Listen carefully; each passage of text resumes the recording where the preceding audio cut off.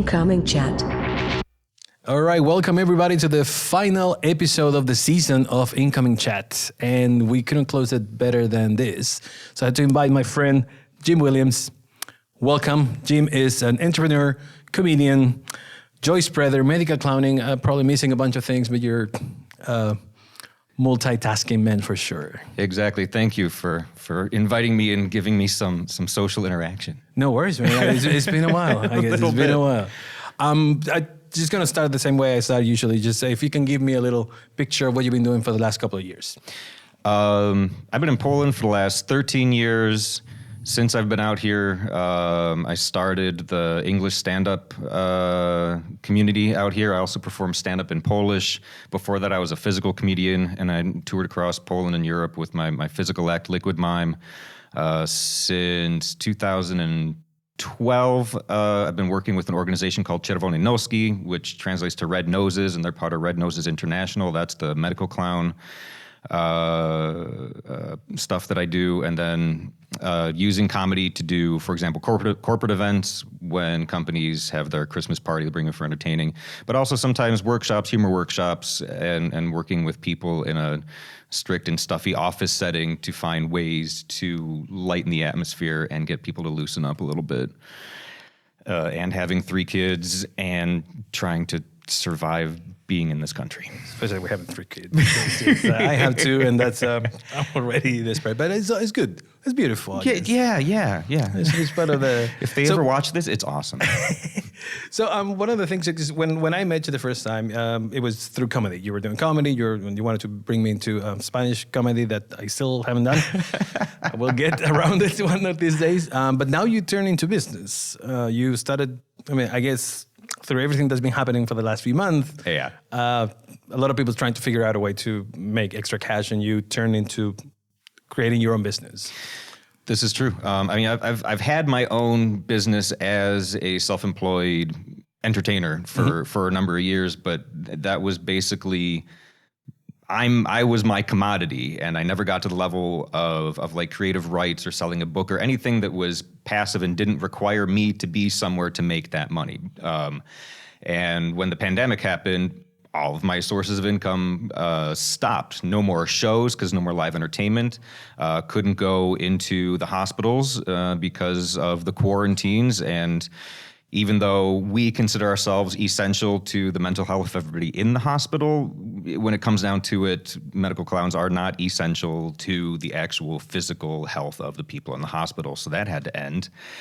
And when I was struggling with keeping my own sanity and staying positive and fighting depression in my house, I started to cook because I love to cook, and I've learned to make a lot of American food since I've been out here because there's just a lot of things. There's things you can't get. It's gotten a little bit better in the last few years, but like when I first got here, you couldn't even get a decent pizza.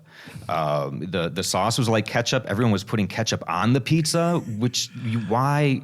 Yeah, never mind. We don't have enough time to get into right. to get.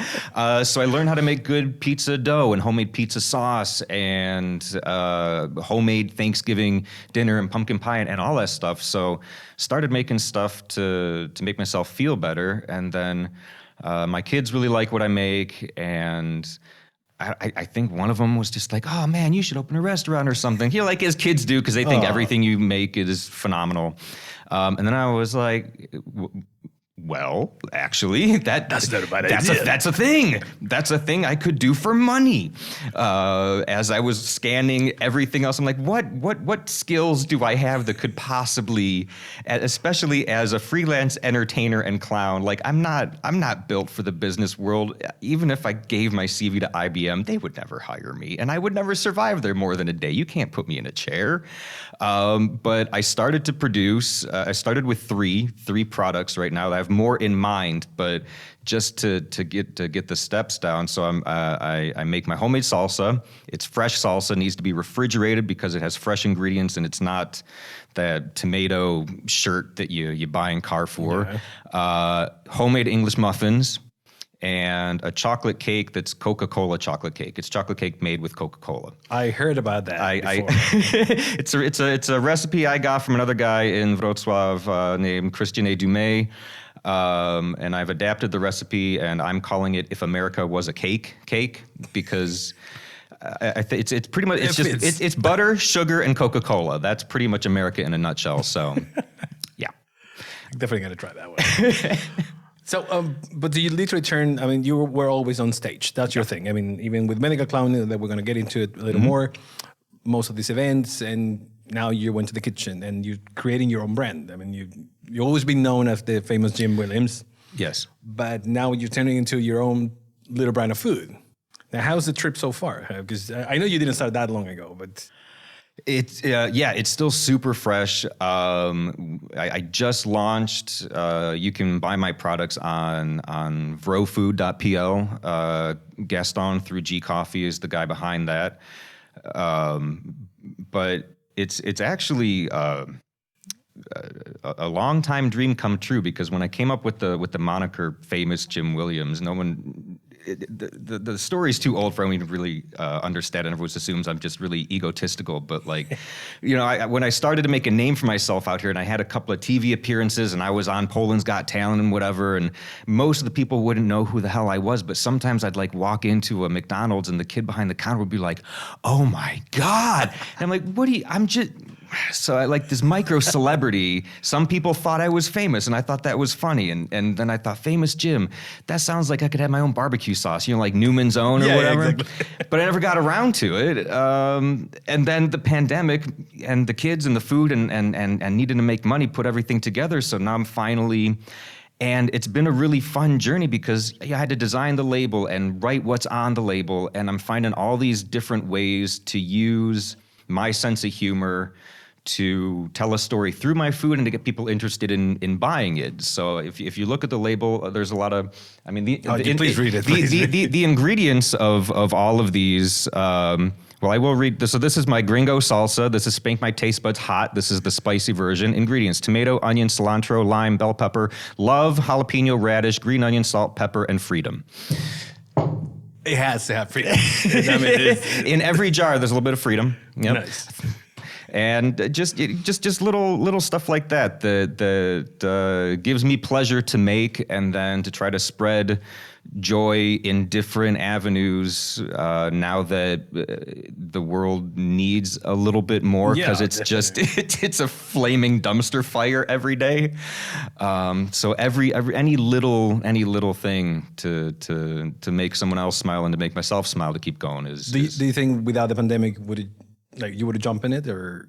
Probably not for another 10 years. Because like I said, I mean, I've had the idea of Famous Jim's hot mustard or whatever for at least 10 years, and just never wanted to open up a restaurant called Famous Jim's Big Fucking Burgers. Don't know if I can swear here, but that was with the same kind of like, American, like just being really vulgar and like, the size of fries would be one size, a shitload.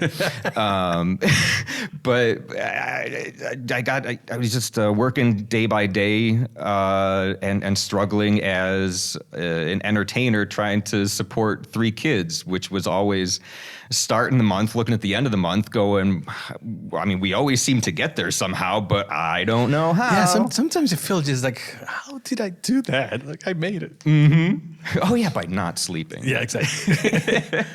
So, from the comedy world, from the entertainment world, you started your own business now, but now thinking of the stuff that you were doing for companies, right? I mean, companies, it's sort of a common thing that they will hire either a comedian or strippers or whatever. Or in my case, both. Exactly. Or entertainment. It's all about entertainment. But companies are using a lot of comedy right now because, like you said, the people need it. They need a little laugh. Did you ever have to like work closer with companies, try to figure out their messaging, try to give something a little more spicy, a little more, I don't know, like more entertaining? In the marketing sense, no. But I've done quite a few interesting projects through human resources and working with the actual people in terms of like improving office morale and getting people to step outside their comfort zones and taking risks, because that's really what performance is all about, and especially in the world of clown. There's a whole philosophy. And the clown I'm talking about is not the colorful wig, bunch of painted, just, external. No, I mean, clowning is a whole art. Yes. And one of the prime tenets is risking, celebrating failure, and having a lot of distance to yourself, which I think is good for humans in general. And especially in the world of business culture where there's a lot of pressure and there's not a lot of room for mistakes, although I believe there could be, especially when I talk to people that work in large companies, even smaller companies. And that's what companies have sometimes brought me in to do, as well as to help people cope with diversity and to integrate people from all different regions of the world that are now working in one office. But just, like doing an improv workshop or a clown workshop and talking people who are used to wearing suits and ties into doing silly improv games or clown games that are designed to make you fail. I have games that I teach where you can't win, and that's the whole point. There's God damn, I don't get it. The winning is how long you can fail. That's really and to see people first get really uncomfortable and not want to take that risk and look like a fool.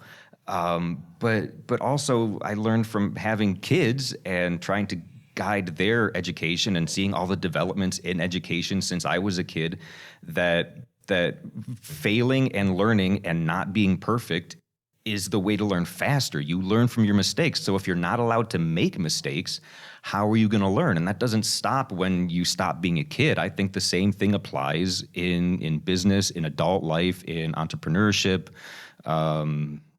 in everything. It's weird that companies, they try to find these sort of workshops or mindsets a bit late. So when it's like, look, the morale is terrible. Let's bring a guy to make these people laugh.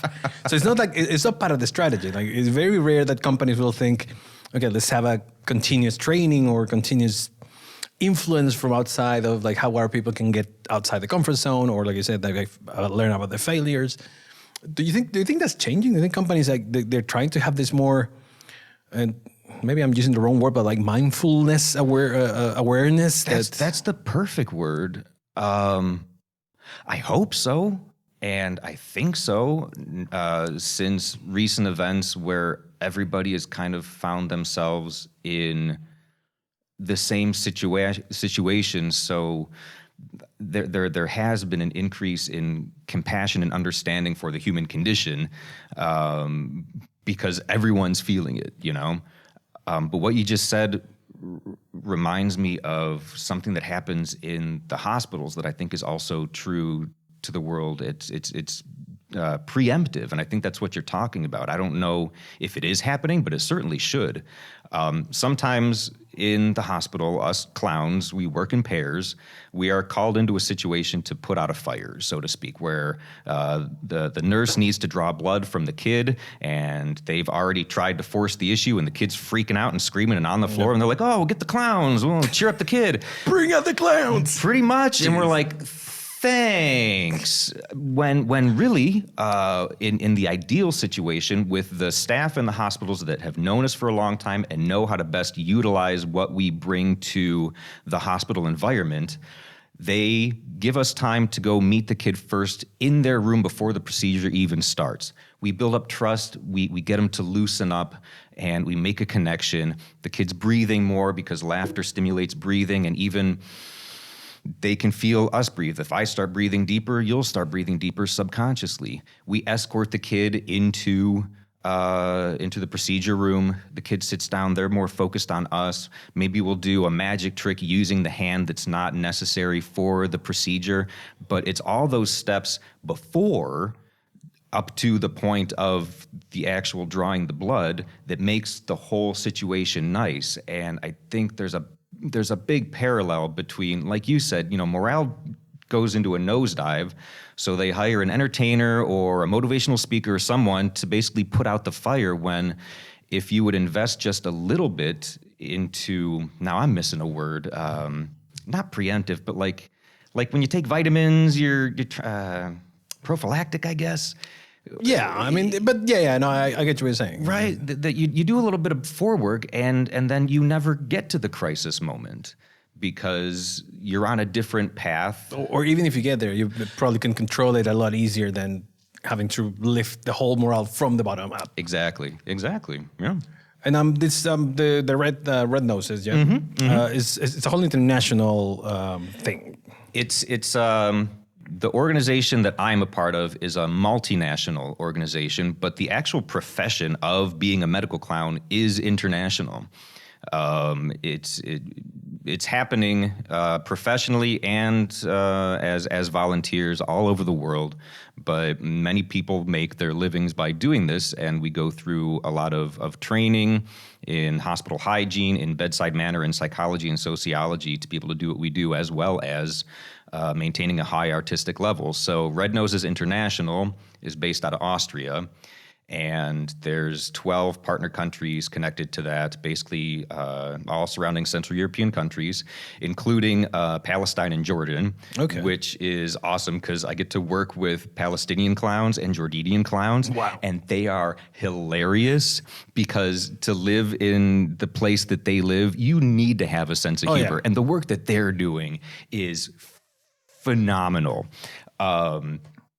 But it basically operates like a franchise NGO. We all have the same logos and the same business practices, and there's a lot of knowledge sharing. But we also operate independently depending on the needs of the local country, culture, regulations, whatever. But I'm guessing countries are very welcoming these initiatives, or... I was scared that was not going to be the case. It really depends on the country and culture.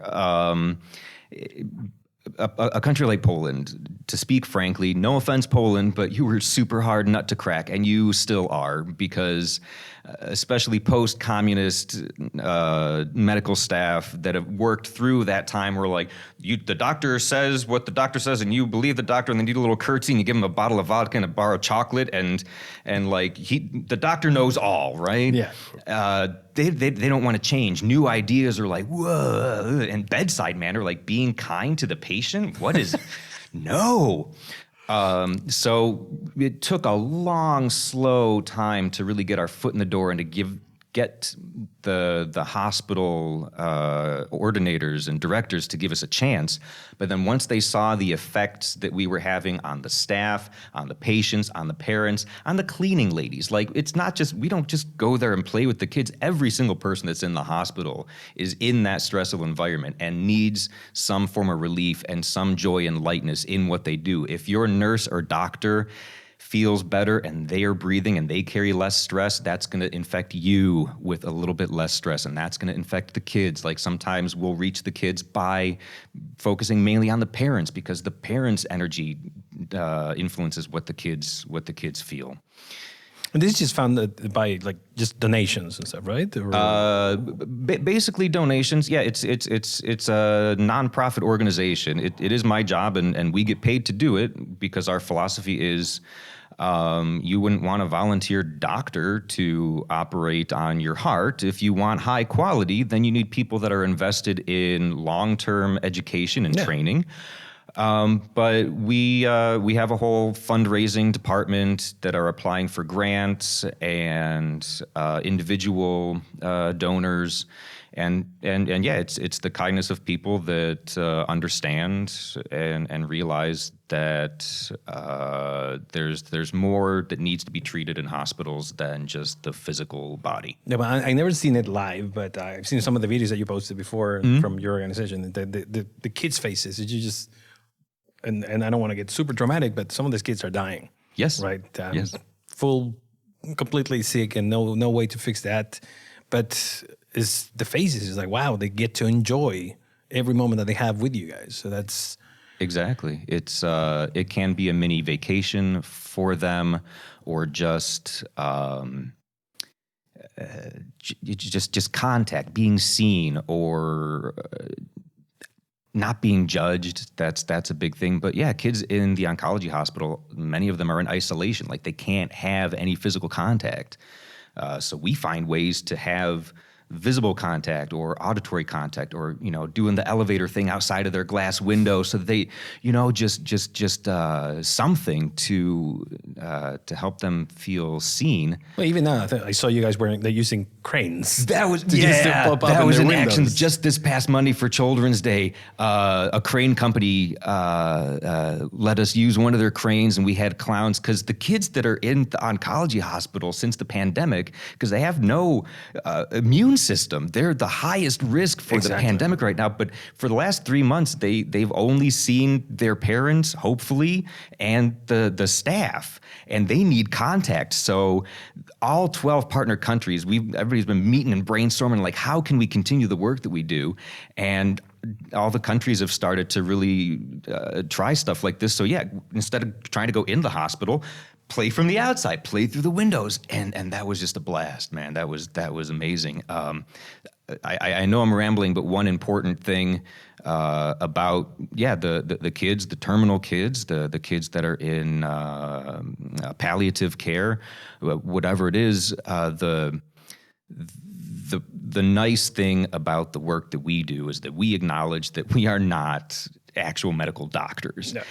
But that takes the pressure off of us to have to deal with anything that is wrong with the kid. That's up to the doctors. Our job is to focus on what's right with the kid. But it's mental health. I mean, is super important. Yes, but like with anybody, the main focus of what's in the hospital, or we can steer it back into business, entrepreneurship, business culture, company culture. You can focus on what's wrong and what needs to be fixed. Or you can find a lot of lightness, motivation, and inspiration by focusing on what's right. And that really is what we're trained to do in the hospital.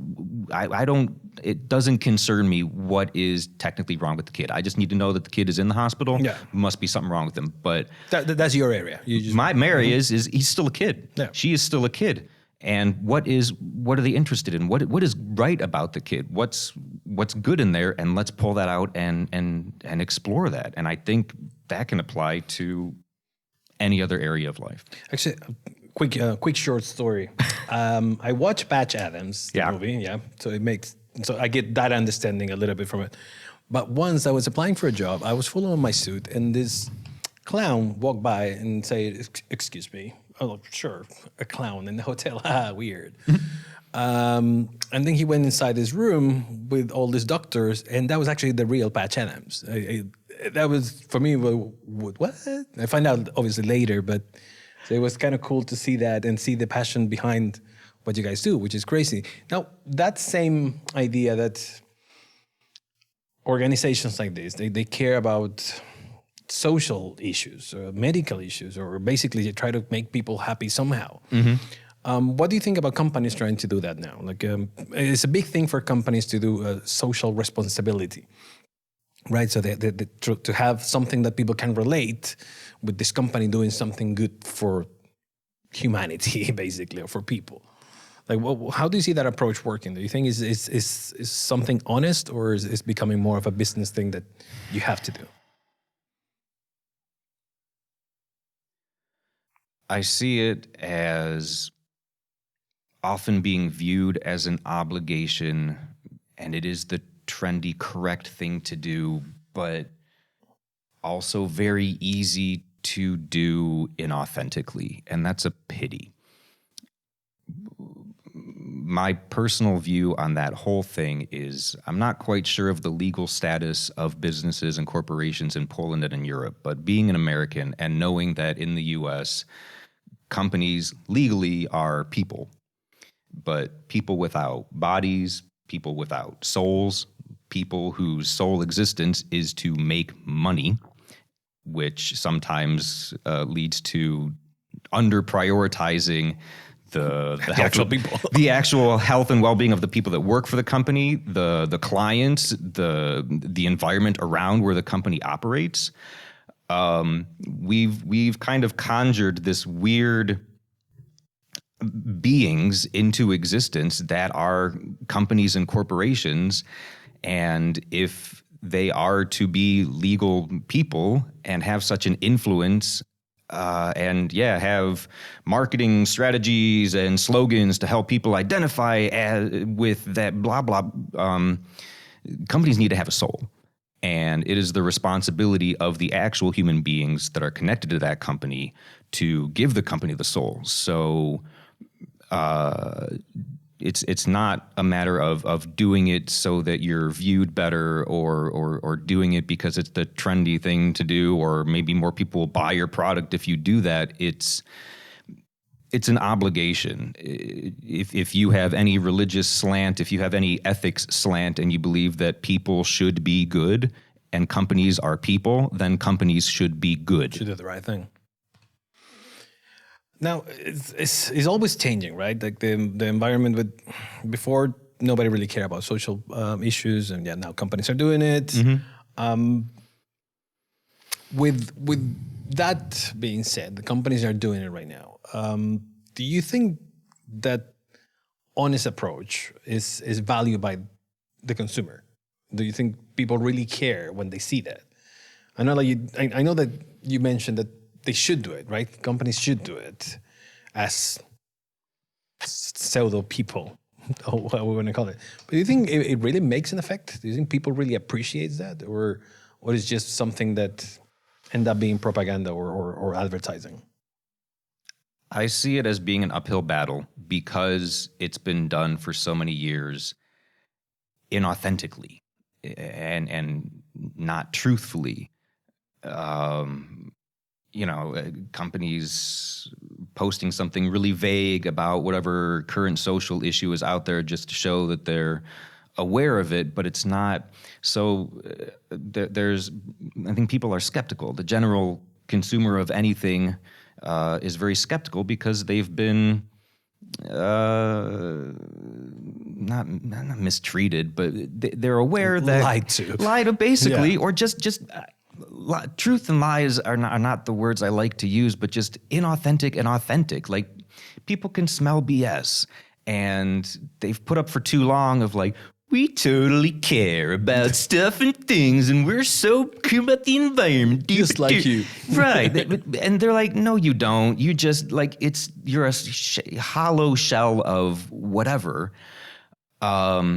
I believe it's possible to have an authentic message and to actually care, but because of all of that time that's already been spent being inauthentic, there's a need to rebuild trust and to have patience that if what you're doing doesn't have an immediate effect right now, but you are being authentic, you are being truthful, and you are trying to make a genuine connection with people that interact with your company, it will go the right way. But it may take time just because of the bad feeling from before. I totally get it. I remember there was a couple of supermarkets back when I used to live in Chile, that they will take your change. It's like, do you want the change, or you want to just donate it to kids? And everybody obviously will say, oh, please take my change. Of course. I mean, I don't care. But then we find out that they're donating all that money just to get a tax break on their own earnings. So then you're like, Jesus, you're using my own money to look good. And then, I mean, at least these foundations and stuff, they're getting money, but it's such an. However, I still believe that they're changing. Things are changing. I mean, I see companies like Nike, like Patagonia, they're Lego right now. They suddenly just put the money where the mouth is. I just saw that. Yeah. So it's good to see that it's not about advertising anymore. It's more like, no, we're committing to this. It's not a one time. It's something that we're planning to do. And I think companies are adding it as part of their culture too. They're companies that they give days off as, look, if you want to volunteer for something, just go ahead and do it. Take it. It's no vacation day. It's a day that we gave you to. Yeah. So I'm glad to see that the things are changing. I agree with that, and there's still a lot of hope left, and sometimes I'm a bit cynical, but the examples you just gave, and I'm sure there's more, it is changing, and people are waking up to not only the obligation and social responsibility, but also the potential of what a company can do for the power of good. Now, with all your knowledge, because I know you've been doing this for a while, people still log at home in many places. People is not really, they're not going out, or companies are turning completely remote. Mm-hmm. Do you have any advice for people to do something at home that will keep them maybe not entertained, but at least sane? You have to move physically, which I know I've as a comedian whose job it is to make other people laugh. I battle with depression, and it's a common thing because we're always trying to make other people laugh, and we don't take care of number one. And I'm not a huge fan of exercising and structured, but you move your body because endorphins give your brain chemicals that it needs to create happiness. It's a chemical thing. So standing up in your chair, putting on a song that you know, or one thing that's really helped me, because if you're in your house and you're by yourself and it's just you and your thoughts, it can get really crowded. Yeah, sometimes it's scary. So you're really spanning many different time zones: the past, the present, the future, worries, fears, what's going to happen, whatever. Grounding yourself. I can explain a really quick one that we can do right here. I can do it with you. I've been doing it since the pandemic. I taught my kids how to do it. It's called 5, 4, 3, 2, 1. And all it is right now, tell me 5 things you see in this room. Oh, Jesus, bottle, sauce, water, pen, paper. Great. I see that camera. I see this lamp. I see your colleague, my shorts, and this shirt. I think that was 5. Tell me 4 things you can touch or you are touching. My leg, my phone, a glass of water, and a pencil. My butt's on the chair. My arms are on this railing, touching my shorts, and my glasses are touching my nose. It's really quiet in here, but let's try. Can you hear 3 different things in this room right now? Air conditioned, my own breathing, and the lights. I'm going to have to hurry up with this one. All right. So yeah, the light buzzing, my own voice, and and the heavy breathing of the guy behind the camera saying that we're out of time. All right, what are the other 2 things that people at home? Smell, 2 things to smell, and the last one is tell yourself one good thing about yourself. The overall effect is that you've put yourself in the present moment, and right now you are okay. Love it. I'm going to try that with my kids. Jim, thank you so much for coming. Thank you very much for being here. Thank you for having me. And everybody listening at home, you have something new to do, and hope to see you next time. Ready for season 2? Thank you one more time. We really want to hear from you, so make sure you leave a comment in the comments below, and don't forget to subscribe. We'll see you next time.